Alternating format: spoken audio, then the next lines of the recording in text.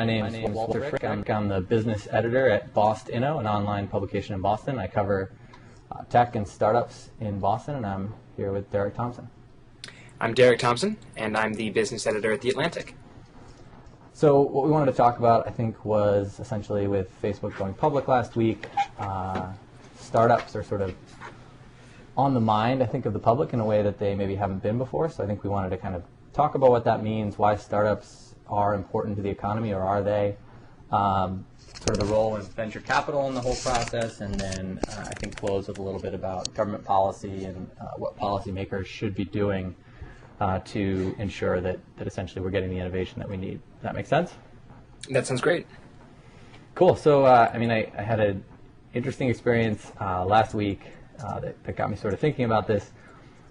In a weird Tom Friedman moment, I was going to an interview, and my cab driver was asking me what I thought about the Facebook IPO, which I think is just indicative of sort of we post-social network, the movie, we sort of have this awareness of startups and venture capital in a way that we haven't before, that I think is sort of typified by Facebook. But I guess, why is that? Why do people care about startups? Why should they care about them? Do they matter, or is it just sort of the Facebook phenomenon? Right. The first thing I would say is that I think in the aftermath of the recession, people got really excited about innovation in general. There grew up a consensus that the way that we would get out of this, muddle through, is by innovating our way out of it. And so a lot of attention started to be paid to not just how innovation happens, but how creativity happens.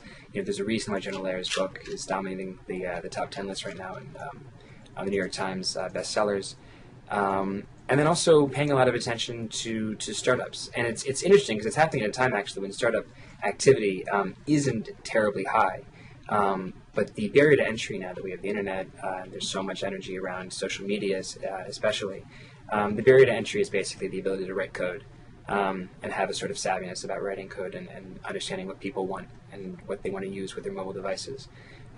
So I think that's where a lot of the attention is. These startup companies in social media aren't like biotech companies, and they're not like information software companies of maybe the 90s or 2000s. They're companies that once they become popular, we all know exactly how to use them because they appear on our smartphones. So I think that's a big reason why people are excited about it. But there's also the high-minded vegetable reason, which is that we need innovation to have sort of breakaway growth, and so for the macroeconomic picture, it's just so important to pay attention to the bottom-up strategies for starting new companies, and also the top-down strategies for getting government to create the conditions, build a sandbox in which we can really have this sort of activity, in a really good way. Yeah. So one thing about that I think is sort of an interesting tension that I'd like to get your take on. In some sense, it makes sense that people would be interested in startups and innovation as they go through rough times as sort of a savior. But on the other hand, there's this tendency, I think, in some circles to sort of think that startups and technology can just sort of pull us out of a recession in a way that almost, I think, could possibly be damaging, that almost ignores the role of, fiscal policy, for instance, right? So I think there's a little bit of tension there where people start to think about this model of innovation that's crucial to the long term, but at least I would think that it's important to make sure that doesn't turn into a substitute for good recessionary policy. Do you agree with that? Yeah, I do. I think that in general, I think that the conditions that make it necessary for startups to happen are close to the kind of conditions that we would want any government to have. Even if it wasn't a recession. I do think that, one of the tensions here is that when things are bad, we want policies that protect people, and we're bailing out companies, and we're cutting taxes, giving people a lot of money. And there's an emphasis toward deregulation because we want people, new companies to thrive, and there's a pressure to allow companies to expand as fast as possible. And then when things are good, that's maybe when we want to to regulate more. And so, I think a couple people that I've talked to have, they use this term sort of this idea of anti-cyclical regulation policy, where you want regulation to be really loose during the bad times, and then tighten it up a little bit during the good times to make sure that we're not letting companies go crazy and new bubbles are forming. Yeah. Well, I mean, how do you sort of describe kind of the case for innovation and then the case for startups within that, in terms of why that's a good thing for the economy? Like, what's sort of the policymakers' case that startups matter? Well, I mean, so much of, I think, I don't know what the stat is on percent of jobs started by small companies. I mean, it's an easily fudged stat, I think. But it makes sense that when a company becomes multinational, when it becomes just huge, and you're an Apple, a lot of the job growth is going to be overseas, and the job company. I mean, the jobs that are sent overseas are important in terms of global growth, but they're not going to help someone living in Kansas. And so most of the job growth that American companies, that America needs, is going to come from ramp up. It's going to come from smaller companies getting bigger. And so that's why we need startups that aren't just franchises. It's not just a new McDonald's, even though that's good and that creates jobs, but it's companies in new industries that have a lot of upside and they can grow. And so if we want new jobs, we should want new burgeoning industries to grow up really quickly and hire a lot of Americans, and then clear out space in companies where those people take new jobs, and then people get hired into there. And that seems to me to be the way that job growth really starts. Yeah, no, I completely agree. I think the only thing that I'd add to that, I think that there can be sort of a mistaken conflation between kind of small business in general and entrepreneurship in general, which can be very good things for a whole variety of reasons, but kind of conflating that with what we think about more when we think about startups, sort of high growth ventures, the kind of businesses that are backed by venture capital. And I just think it's an important thing to sort of call out in a lot of these discussions, that really when you're talking about the job growth, you're talking about a sort of a small slice of these companies that emerge as sort of the home runs of these high growth companies. I think that's where a lot of the jobs come from. And obviously you need to sort of, you need to get a lot of at-bats to get those home runs. But they tend to be a certain type of company. They're usually commercializing a new technology or novel application of existing technologies, but they're sort of, it's not, it's not someone necessarily starting a new restaurant or a food truck. Those things might be terrific, and we might want to further entrepreneurship for its own sake. But when we think about job growth, I think it's worth pointing out that it's sort of this narrow slice of high growth and largely technology companies that tend to be disproportionately responsible for it.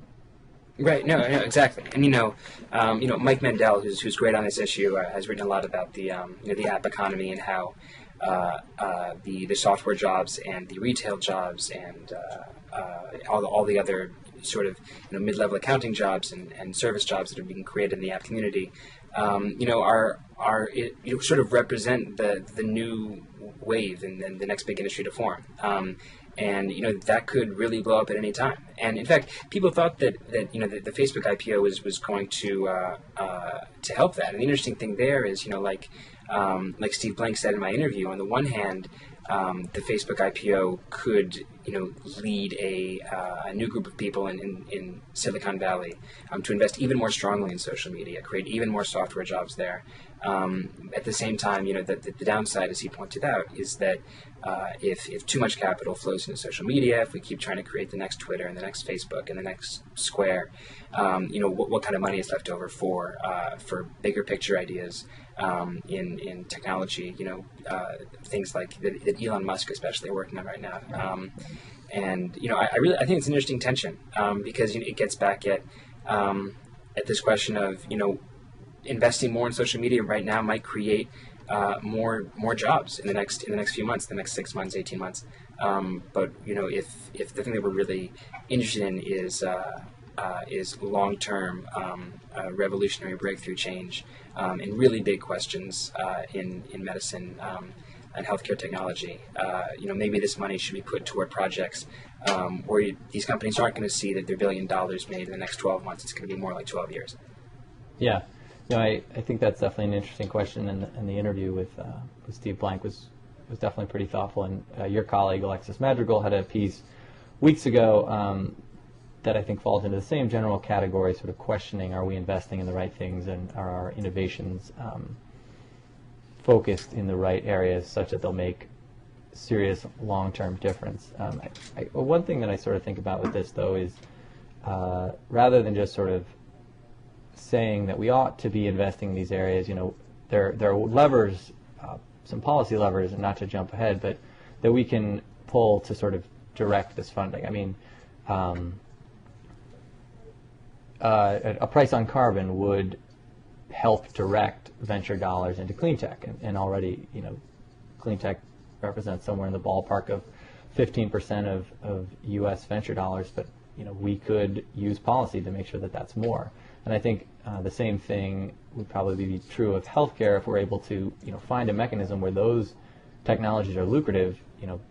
Venture will follow the money, I think, as Blank was pointing out in your interview. So I think there are mechanisms for directing this capital if we do think that it should be going into other areas. Right, and this gets into the question of industrial policy, and to what extent should the government be sort of nudging venture capital firms and entrepreneurs into certain areas.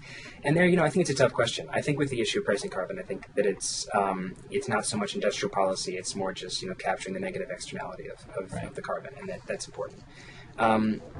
But I mean, I don't really know. It's so hard. I really think that the Facebook IPO is an interesting example of where, these are people betting on the capacity of companies to make money off of a business model that they don't even have. I really thought it was interesting talking to the first guy, because I talked to two people on Friday about the Facebook IPO. I talked to Steve Blank, entrepreneur out in San Francisco, and then I talked to someone who's an expert in the valuation of private companies. So for years, his job was advising investors in the secondary market on what's the true future valuation of Facebook, what's a good buy in terms of the private stock.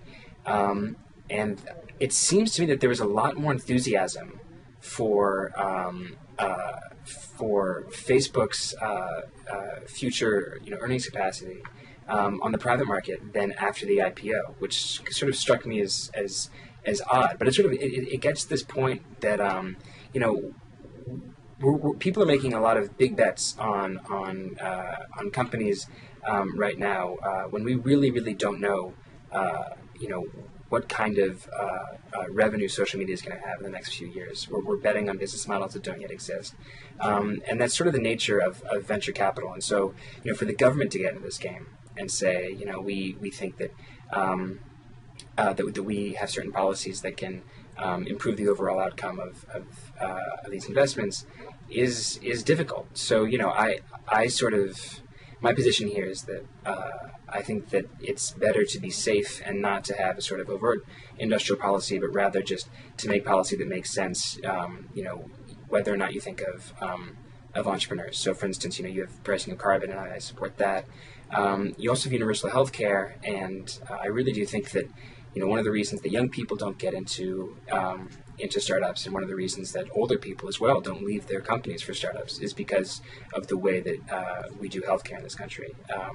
And because we tie it to employers, and we make it more difficult for people to buy it for themselves in the private market, that it ties people to institutions, and so they feel more reluctant about going out and doing their own thing. So I actually think that policies like that are sort of that are sort of smart, whether or not you think about entrepreneurs, could in a weird way be some of the best ways to help people, young and old, start companies.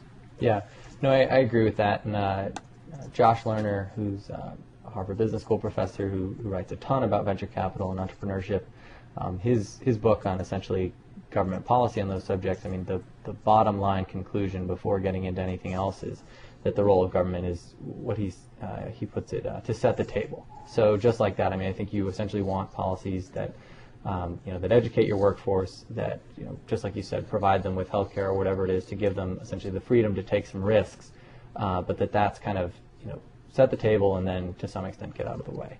Although I'm sure various people will quibble in terms of just how out of the way they should get. Right. No, exactly. And, I think one of the interesting things about healthcare is that, one assumes that the best ways to create a business-friendly, policy, the most business-friendly policies are the most sort of inherently old-fashioned free market, low taxes, low regulations. And when you see countries around the world graded on how business-friendly they are, that's a thing that that most of these organizations look at, is how low is your corporate income tax, what are the regulations like, how many days and how much money does it take to actually start a company. I think those metrics are important and they're good to look at. But again, this issue of healthcare is really important, and it's not really a free market policy. And then you also have issues like immigration. Right now I think the country's H-1B laws are fine, but they could go a lot further in terms of simply allowing high-skilled, really smart people from around the world who aren't U.S. citizens but have studied at a U.S. university and had their education basically, really implicitly subsidized by the government, because we spend a lot of money on these universities, to kick them out, essentially, to not offer them years to stay in the country after they graduate is really silly, especially when you look at how many companies in Silicon Valley and how many startup companies are founded or co-founded by immigrants. I think that the sensibilities of somebody coming to a country that isn't their first home, might in a sort of psychological way really encourage people to start something new. And I think that it's important to harness the fact that the smartest people in the world want to come to the U.S. and try to keep them here. I think that's another example of it's setting the table, and it's not classic tax regulation free market, but I think it's still a really, really important idea in terms of attracting the right kind of people here.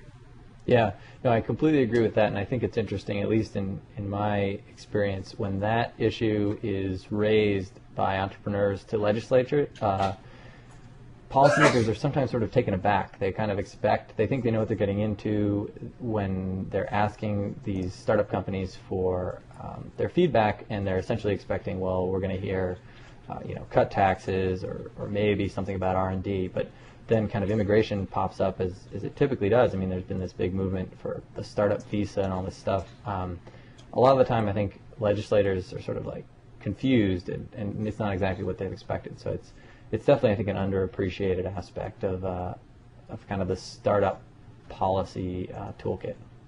Right. I totally agree.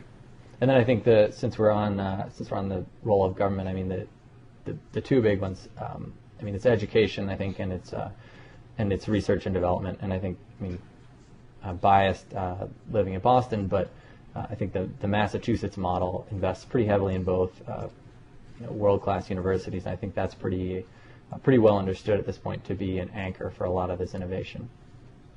Yeah, it is interesting that at the same time that people talk so much about innovation right now, that there's at the same time is developing this great question about whether college is worth it and what's the true cost of a college education. Because it seems to me that all the information that we have says that people that go to college earn more, are less likely to be unemployed. That should be what we want for the country, is for people to earn more and be less likely to be unemployed. And yet at the same time, there's so much energy and so much backlash around against the college education. I was just looking at this piece on Business Insider that showed that for the first time, a majority of the people who are unemployed have college, have a couple of years of college, or have a bachelor's. And the conclusion this guy reached was that obviously it means that college isn't worth it, and we need to encourage kids to stop becoming political science majors. And this is so silly because we also know that people who go to college are much less likely to be unemployed, and the fact that more people who are unemployed now have a college degree doesn't mean the college degree is hurting them. It just means more overall Americans are going to school that are in the labor force. And everything that we know seems to indicate that that's a great thing. And there's no reason to discourage people who are interested in politics from being political science majors. Would it be better if there were more engineering majors? Maybe. But that's if there's not a lot of American engineering majors, that's just another reason to have a more liberal immigration agenda, it seems, just to let more people from around the world who can engineer and who understand software to come and stay.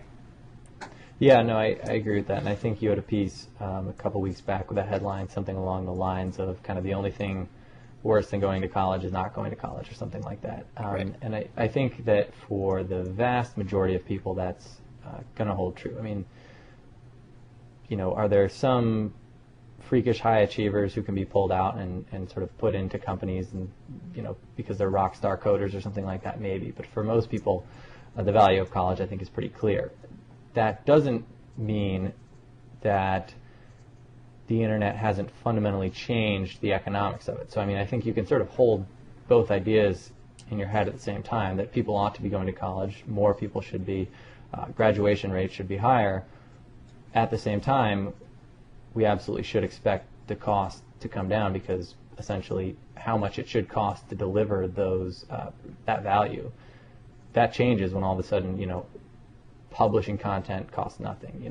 People can interact from anywhere in the world over the internet. I think those economics do change, but that doesn't mean that we should just start telling people, let's not, you shouldn't go to college. Yeah, I totally agree. And, I think it's interesting and great that schools like MIT and Stanford and Harvard are sort of experimenting with putting college courses online, even if they're not fully credentialed, and not, recognized as being the equivalent of a Harvard, Stanford, or MIT education. But, I think I agree. I mean, the cost of college is a huge issue, and it's extremely important that we find ways to bend that cost curve, just as it's important that we find ways to bend the healthcare cost curve. And those two things are really the two bottlenecks of American innovation right now. That it's become extremely difficult to bring down costs there, and there's all sorts of reasons why. But I think with college, I think the most important thing, isn't, and I don't know that this is. Well, in any case, I'll just go right ahead and say it. I think that the most important problem in college right now actually isn't the cost issue. I think it's the fact that for a third of the country, for the third of the kids between 15 and 22, they're not even in positions to think about college as a possibility. They don't grow up in communities where going to college is a part of people's future. And so that's why I wrote that, the idea that the only thing worse than going to college is not going to college.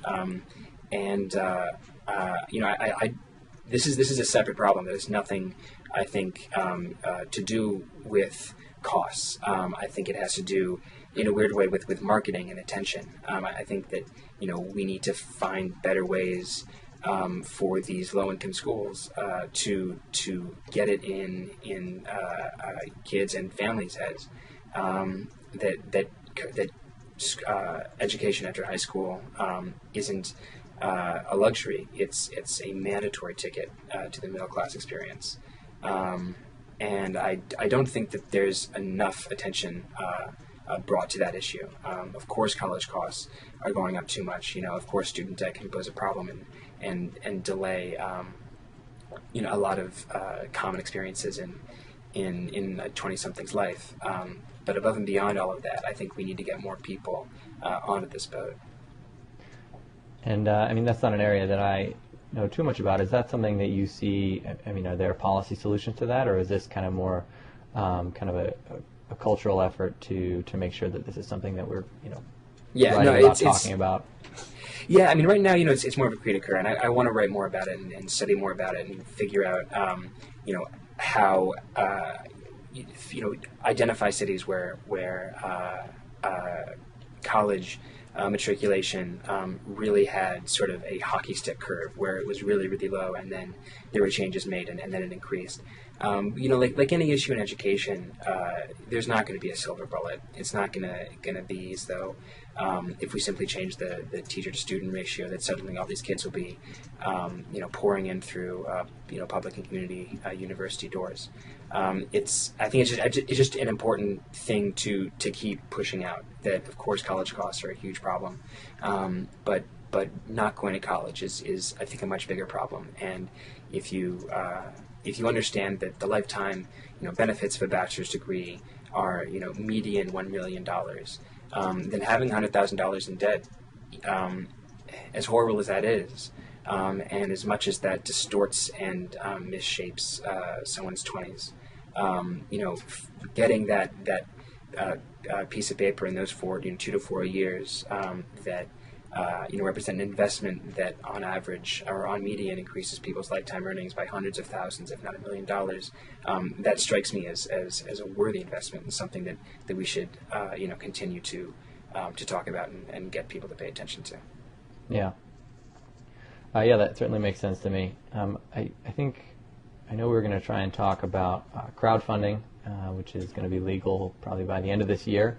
And so that essentially is via the Jobs Act, which was just recently passed. We're going to now make it legal for private companies to raise up to $1 million in small amounts from the average investor, whereas previously essentially you had to be a wealthy individual to qualify as an accredited investor in order to invest as an angel investor or something like that. Now anyone's going to be able to put small amounts of money for the company to raise up to $1 million. So it's going to be, I know entrepreneurs are very excited that it's going to be this new source of capital. There was a lot of discussion about fraud, whether essentially people will be taken advantage of and lose their money. But it's sort of a big question mark, I think, on the innovation landscape, how this is all going to play out. Yeah, I mean, one question I'd like to ask you is, I understand that we simply want to open up more pools of money for smaller entrepreneurs, and there's the classic 3 Fs: friends, family, and fools that these young companies are already trying to raise money from. What's the argument? The big argument against crowdfunding, as you understand it? So first off, before getting to what I think are still remaining arguments against it as it exists, one of the biggest ones that fortunately was remedied, there were some competing bills, and the one that originally passed the House, if I'm remembering correctly, essentially I could tweet out that I had a company, and if you saw my tweet, basically we could just make an arrangement and you would donate $1,000 or whatever it was. Yeah. That I think is hugely problematic. And so what the final bill that went through, that originally passed the Senate and then the House amended its version, it requires an intermediary, which you can think of as sort of like an eBay of crowdfunding. And so there's a third party that essentially has some responsibility to make sure that if you're going to give me $1,000, you're basically aware that that investment's highly risky, it's going to be illiquid for a period of years, that you've checked me out to make sure that I'm not a scam artist, etc. So fraud was a big argument against it early on. In my view, I think the intermediary requirement is a huge step towards solving that, but fraud remains one thing that people at least raise against crowdfunding. But beyond that, I think there's a couple of things you might raise, and one of those is the fact that people are going to lose money. So most startups that receive venture dollars still don't return any money on the investment. I think it's something like 60%. So that's companies that have cleared a pretty high bar that VCs were willing to put money in, and still the majority, you're going to lose your money. And so a lot of people, especially if a lot of people do this and maybe invest in kind of here and there one-offs rather than trying to kind of diversify or create a startup portfolio, people are going to lose their money. And so that's something that people can take issue with, and then you immediately hear sort of, well, we let people lose their money in Las Vegas. You can go back and forth in terms of to what extent the government should be in there protecting you. But one big argument is a bunch of people are going to lose their money, even if some others make a bunch. And then I think the other interesting argument is, what will we do with the capital? And this starts to get into something we can talk about around kind of the state of venture capital as an industry. But there's an argument that essentially there's too much money already in venture capital, and so this is where there's a big report from the Kauffman Foundation that came out, I guess, a week and a half or something ago, that said venture capital is broken. And really what you look at what they were saying, basically they said 20% of the venture firms in their data set had returns that were significantly above public markets.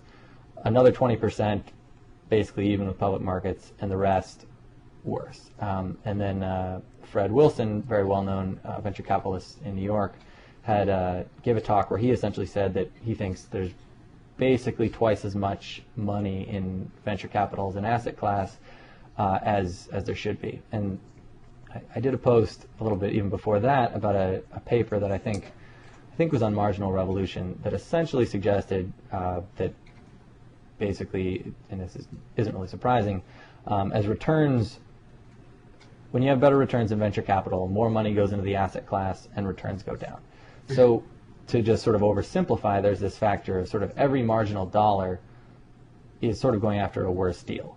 And so I think one question is, are we going to sort of bring in all this crowdfunding dollars and kind of not have anything useful to do with them? If we aren't allocating more talent to startups, or we don't have more R&D as input, do startups, can they do something useful with the extra capital? So I know that's a long answer, but those would be sort of the points that I think one could raise.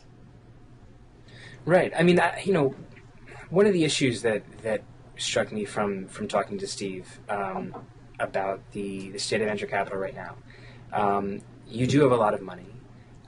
You do have it possibly chasing marginally declining returns, but you also have it chasing what's sort of seen as the quick buck. That social media looks so exciting right now, that the valley is being shaped by really clear incentives to go after companies that can immediately become apps that can very quickly pick up millions of users and have your stake in that company suddenly be worth many millions, if not hundreds of millions of dollars, very, very quickly, and that those sort of outcomes aren't likely to happen in investments that simply have a much longer term, and a lot of those investments are some of the most important, so that you have a situation where fewer people are trying to build the next battery that's a tenth of the price of a current battery, so that we can make a cheap, effective green car that can meet what Vinod Khosla calls the Chindia price, that could sell and shine in India because it's cheap enough and therefore can have an impact to bend the or to decrease carbon emissions. This is a huge idea, but it's also not likely to happen in the next 6 months, and it's definitely not likely to be worth hundreds of millions of dollars in 6 months. So it's interesting. It strikes me that a venture capital has a lot of challenges right now, but one of them I think is that the low-hanging fruit of social media might increasingly in the next few years take dollars out of these bigger blue sky investments and put them towards projects like Pinterest, which are important, which do help our lives in small ways, but aren't answering the bigger questions. That was Steve's argument, but I found a lot of it. I found it persuasive, or at least I haven't yet read a more persuasive counter argument to it. Yeah. So to tie that into crowdfunding, I think one thing that's sort of interesting is if that's the case, could crowdfunding play a role in making investments where they're really needed? And I sort of waffle, and I think the answer is probably no, but we'll see. So one argument is that that the crowd is going to be sort of even more impatient, even more, oh, what a cool app, than venture capitalists, and they're going to see basically crowdfunding going into this category of sort of second and third tier social media companies, and it's kind of not going to pan out. Right. The other way to think about it, and I'm not sure if this is how it'll play out, but it's an interesting idea. And a guy named Tim Rowe, who runs the Cambridge Innovation Center, like a big incubator here in Cambridge, he described it when I sort of pushed him on this as kind of that the public will have a different risk profile. So if you have something on Kickstarter and you tell me, you can build it if I give you a certain amount of money, and I feel that there's very, very little risk there, I might give you the money because I might buy the product or whatever else it is. If I'm investing in something purely for returns, I'm going to expect I'm going to expect to get a good return. His suggestion was that crowdfunding might form a community model where the risk could be in between there. I'll accept more risk than I would in the Kickstarter scenario, but I don't necessarily need the level of returns that I might essentially feel are necessary to make an investment for purely based on returns. So sort of like that the businesses that will benefit from crowdfunding will have some either community or social benefit aspect where people will feel good giving to them, but because there's at least a chance of an upside, they're more likely to do so than in Kickstarter. So that's where I think it'll be interesting to see, do environmentally conscious products, is that an interesting model for Kickstarter? Something like that, where there's a social upside, a consumer bent, and where we might be able to direct some of this crowd money into things that are traditionally a little bit more difficult to fund via VC. Yeah, I mean, that's an interesting idea, because, it's sort of almost, that example almost sounds like charity, where you could perhaps get a return from your donation.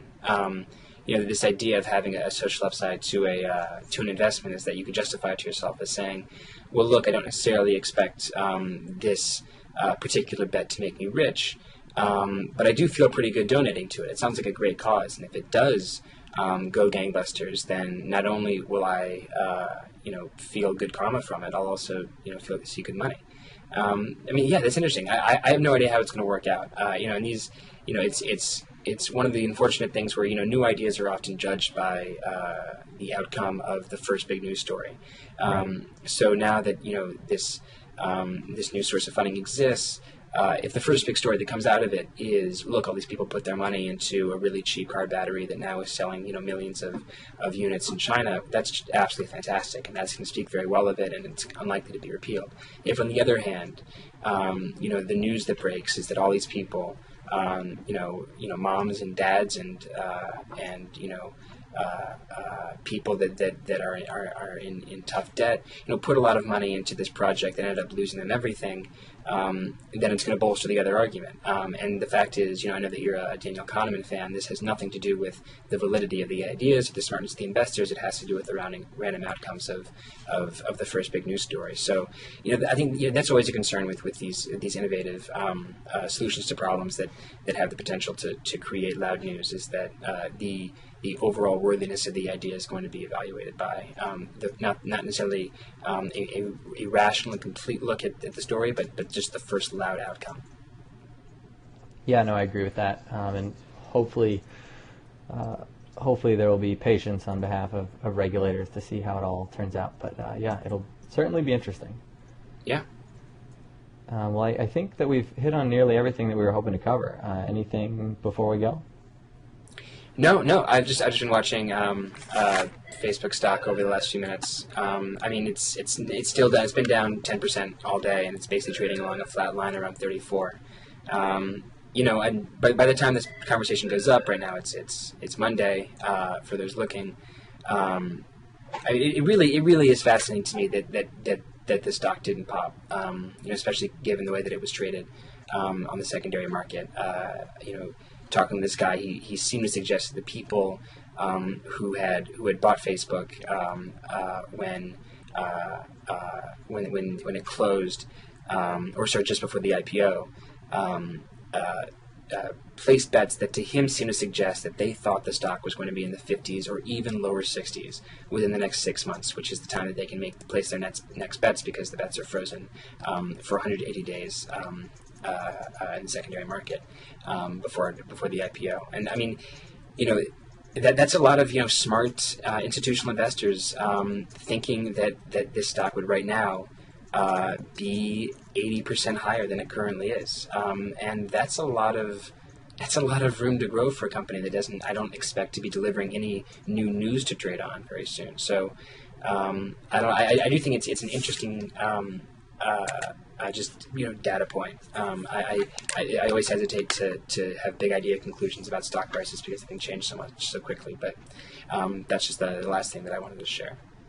Yeah, it'll be interesting. If it keeps dropping, it'll be a big negative story for Facebook, and it will appear to be a negative for for other startups who would go public. But if it sort of holds and maybe even recovers a little bit towards its opening price, I think the story will essentially be that Facebook priced its IPO correctly. Right. No, exactly. We'll see in a week or so, at least in the short term, what the first. I mean, you've already seen the headlines are lack of pop. Everyone started saying that obviously there's something wrong here, but I think it's early to say. No, you're right. I mean, for the person pricing for the bank pricing the IPO, or for the company itself that holds stock at that price, the last thing that you want to see is the stock pull LinkedIn, and all of a sudden realize that you didn't make as much money as you didn't raise as much money as you could. At the same time, I think that people are going to be watching this stock above and beyond a lot of other social media stocks. So it'll be really interesting to see what happens.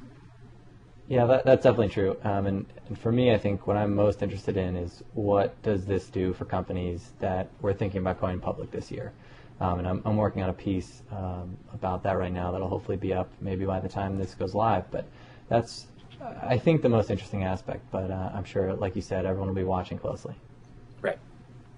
Well, great. Thanks, Paul. It was good to talk to you. Yeah, same here. All right. All right. Bye.